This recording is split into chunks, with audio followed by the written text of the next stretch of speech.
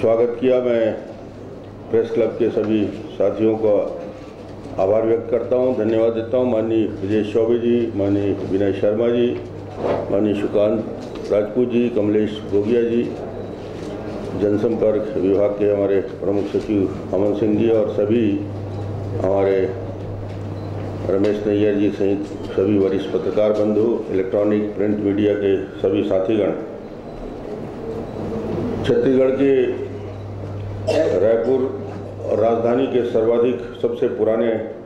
Press club का आपने press club के माध्यम से आमंत्रण आपने दिया। मुझे इस तीसरे कार्यकाल में यह कहने में संकोच नहीं है कि 10 और 11 साल की इस यात्रा में जितना प्रेम, जितना सम्मान, जितनी आत्मीयता मुझे आप सबसे मिला, मुझे लगता है कि ये मेरे लिए भी एक रायपुर प्रेस क्लब के सभी साथियों ने जिस प्रकार सरकार की योजनाओं के साथ साथ व्यक्तिगत रूप से जो निकट के संबंध बने, उस आत्मीयता के लिए मैं आप सभी का आभार व्यक्त करता हूं। और मुझे लगता नहीं कभी कि प्रेस क्लब रायपुर में आया हूं तो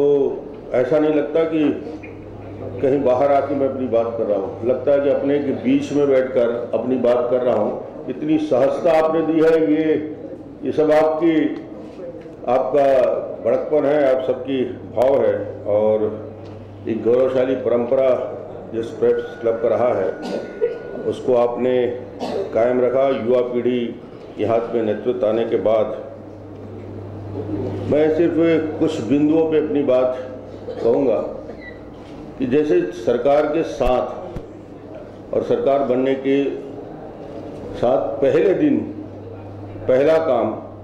और पहला विषय शपथ ग्रहण के साथ जो हुआ, हमने अपनी घोषणा पत्र को उसी दिन उसी समय मुख्य सचिव को सौंपा और ये संकेत दिया कि ये और इस घोषणा पत्र के एक एक बिंदु का क्रियान्वयन करना हमारी प्राथमिकता है और इसका क्रियान्वयन करने की जवाबदारी मुख्य सचिव सहित सभी अधिकारियों पे है। और इसे 5 साल की कार्य योजना को अच्छे से सभी को के पास उपलब्ध रहे, सभी विभाग इसको अध्ययन करें और 5 साल की कार्य योजना में हम इसको सम्मिलित करके एक एक बिंदु का हम क्रियान्वयन करेंगे। और एक प्रकार से जो घोषणा पत्र है जनता को किया गया वादा है और ये हमारे ऊपर हमने जो वादा और जो विश्वास जनता को दिया और उसकी वजह से जनता ने फिर तीसरी बार छत्तीसगढ़ में हमें अवसर दिया। तो इसके क्रियान्वयन की एक एक बिंदु के क्रियान्वयन की जवाबदारी हमने शुरू किया और जिन घोषणाओं को हमने शुरू किया 1 हफ्ते के अंदर ही और पहले दिन ही हमने 2 विषय किए जो सबसे महत्वपूर्ण है। हमने वादा किया था कि हम धान के समर्थन मूल्य के लिए 2100 रुपया करने की पहल करेंगे और पहला हस्ताक्षर मैंने यदि किया, पहले दस्तखत मैंने जो किए, इसकी पहल की शुरुआत उसी दिन हमने की कि हमने जो समर्थन मूल्य में केंद्र के लिए राज्य सरकार धान खरीदी करती है तो हमने